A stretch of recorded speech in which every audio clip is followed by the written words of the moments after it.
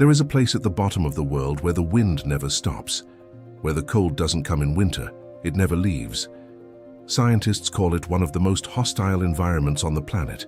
The animals that live here don't just survive it, they were built by it, shaped by millions of years of relentless pressure into something that exists nowhere else on Earth.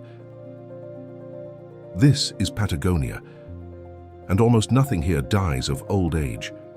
By the end of this video, you will understand why biologists consider this single ecosystem more complex than the entire African savanna, and you will meet the apex predator of this place, the one that controls everything. It is not the animal you are expecting. There is a creature in Patagonia with no natural predators. It has never been successfully domesticated, and over millions of years, it forced every single species around it to evolve differently. We will get there, but first, the place itself. Because before you can understand the animals, you have to understand what they are up against. Patagonia stretches across more than 1 million square kilometers of southern Argentina and Chile. That is larger than France and Spain combined, and almost none of it is hospitable to human life. The wind here regularly reaches 200 kilometers per hour, not during storms. On ordinary days, animals that cannot anchor themselves to the ground simply do not survive long enough to reproduce. The temperature can drop 40 degrees in a single afternoon. There is almost no shelter. The trees that do grow here are permanently bent sideways, frozen in the direction the wind always blows, like they are running from something they never escape.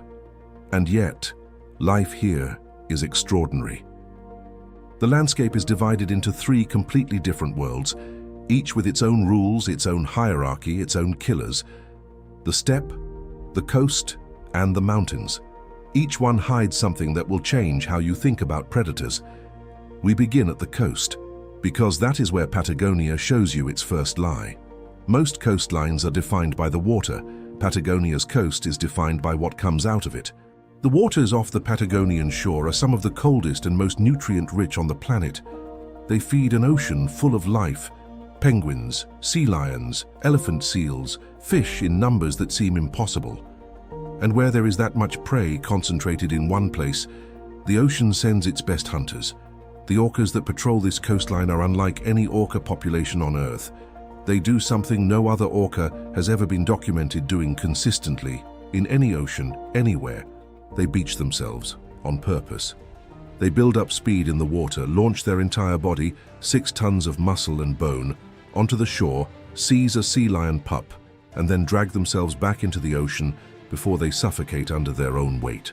They have less than 30 seconds. If they miscalculate the wave timing, the angle of the beach, their own momentum, they die there, stranded. And they choose to do this every season. But here is what makes it even more remarkable. This behavior is not instinct. It cannot be. It is too precise, too risky, too dependent on local geography for any animal to simply be born knowing how to do it. It is taught. Mothers bring their calves to the beach and show them. Slowly. The young ones watch for seasons before they try. And when they do try for the first time, some of them get it wrong. There is footage of a young orca stranded after a failed attempt. The mother circling offshore for hours, unable to help, unable to leave, waiting for the tide to rise enough to free her calf. That is Patagonia. Even the predators gamble their lives to eat. But the orca is not the most efficient killer on this coast. The most effective predator here has a brain the size of a walnut. It hunts in a way that makes marine biologists genuinely uncomfortable to describe. And when it arrives each year from Antarctica, even the orcas give it space. We will come back to it. First, we go inland, to the steppe, because there is something there that controls this entire ecosystem, and almost no one talks about it. The Patagonian steppe looks empty. It is not. The wind strips the land bare, the drought cracks the soil. The cold arrives without warning and stays without mercy. And across this vast, exposed, seemingly lifeless plain, something moves, hundreds of thousands of them. The guanaco, a camelid, the wild ancestor of the llama, an animal that has lived in Patagonia for over 50 million years and outlasted everything: ice ages, volcanic eruptions, the arrival of every predator that ever tried to make this place its territory. There are over 600,000 guanacos in Patagonia today. They have no natural predator capable of hunting them reliably. Not the puma, not the fox, not the condor.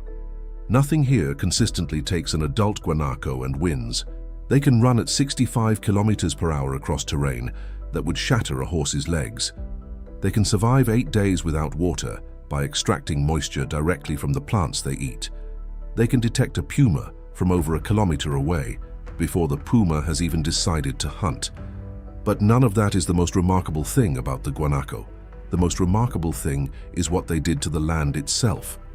Scientists now believe that the Patagonian steppe as it exists today, the specific vegetation patterns, the soil composition, even where water accumulates after rain, was shaped over millions of years by where guanacos walked, grazed, rested, and died. They are not just living in this ecosystem, they built it. Remove the guanaco and the chain collapses almost immediately. The puma loses its primary prey. The Andean condor loses its most reliable source of carrion. The Patagonian fox, the armadillo, the lesser rhea, all of them depend, directly or indirectly, on the guanaco being there. One animal, holding an entire world together, and in the mountains above the steppe, something has spent millions of years learning exactly how to bring it down. The Patagonian Andes are not mountains in the way most people imagine mountains. They are walls, vertical faces of ancient granite that drop straight into glacial lakes the color of turquoise. Ridgelines so sharp they look like they were cut with a blade. Wind that comes off the ice fields with enough force to knock a grown man horizontal. And moving through all of it, silent, unhurried, completely at ease, the puma. South America's largest cat. And Patagonia hosts the highest density of pumas anywhere on the planet. Most people picture pumas as secretive, solitary animals, ambush hunters that prefer to remain invisible. The pumas of Patagonia are different in ways that took researchers years to fully understand. They are bolder, more territorial, more willing to be seen. And they do something that, when scientists first documented it, caused genuine debate about what it meant for how we understand predator behavior. Patagonian pumas overkill. In areas with high guanaco density, researchers tracking individual pumas found caches, multiple carcasses, partially consumed, carefully stored in rocky terrain, and returned to over days. One puma killed 11 guanacos in less than 4 weeks, not because she was starving, because they were there. This behavior, hunting beyond immediate nutritional need, was long considered a uniquely human trait, something that required forward planning, an understanding of future scarcity, a form of reasoning about time. The pumas here do it without any of that, or perhaps with all of it, in ways we do not yet have the tools to measure. There is a female puma that researchers named Sarmiento. She was tracked for 3 consecutive years across the same mountain territory. In that time, she raised 2 separate litters of cubs, alone through Patagonian winters that killed animals twice her size. She taught each set of cubs to hunt guanacos, animals that outweigh the cubs by a factor of 10. She showed them how to use the terrain, how to approach from above, how to use the wind to mask their scent. All 5 of her cubs survived to adulthood.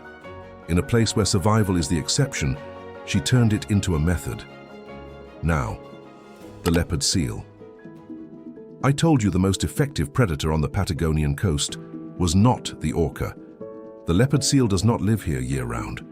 It migrates north from Antarctica each season, following prey into warmer waters. But when it arrives off the Patagonian coast, the dynamic shifts. Leopard seals are the second largest seal in the Antarctic. They can reach 3.5 meters in length and weigh over 500 kilograms. They are built like something designed specifically to make other animals afraid. They can hold their breath for 15 minutes. They hunt penguins, fish, squid, and other seals, and they are the only seal species known to regularly prey on warm-blooded animals. But it is not their size or their breath-holding that makes marine biologists uncomfortable. It is how they hunt. Leopard seals have been documented catching prey, releasing it, catching it again, releasing it again, and repeating this for up to 10 minutes before consuming it. Researchers initially assumed this was a feeding technique, a way of breaking down the prey. But the behavior continues, even when the prey is already dead. even when eating would be easier. The leading theory now is that it is practice, skill development, play in the way apex predators play, not for enjoyment, but to sharpen something. In 2006, a wildlife photographer named Paul Nicklin entered the water at Antarctica to photograph leopard seals. A large female approached him immediately.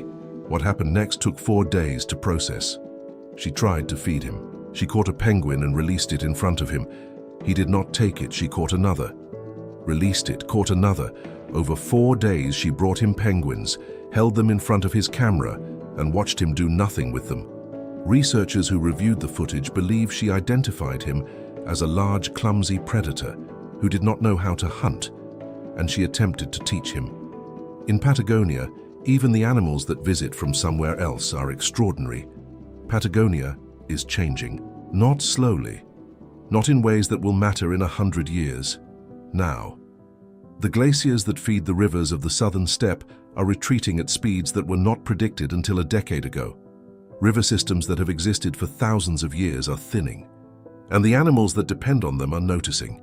Guanaco populations in northern Patagonia have declined by 30% in 20 years. Not from hunting, from habitat change, from vegetation shifts driven by temperature and drought patterns that have no historical precedent in this ecosystem. Where guanacos disappear, pumas follow, and where pumas disappear, the steppe shifts. The condor loses its carrion. The fox adjusts, or it doesn't. The chain that took 50 million years to build begins to simplify. The orca families at Punta Norte have been monitored for decades. Researchers know individual animals by name. They know which mothers taught their calves to beach. They know which young orcas are still learning. The behavior is passed through generations like language. If a generation is lost, to pollution, to changes in prey distribution, to warming water, the knowledge goes with it. It does not come back. This is the thing about Patagonia that is easy to miss when you are watching the orca launch onto the beach, or the puma move across granite at altitude, or the leopard seal hold a penguin in the water in front of a confused photographer. These animals are not permanent. Nothing here is. Every species in Patagonia exists because it found a solution to a problem the land kept creating. And the land is creating new problems now, faster than before. I told you at the beginning that the apex predator here was not what you expected. It is not the orca, though it hunts in ways no other orca on Earth attempts. It is not the puma, though it kills with a sophistication that challenges what we thought we knew about animal reasoning. It is not the leopard seal, though it arrives from the other end of the world and immediately commands everything around it. The apex predator of Patagonia is the place itself. The wind, the cold, the isolation.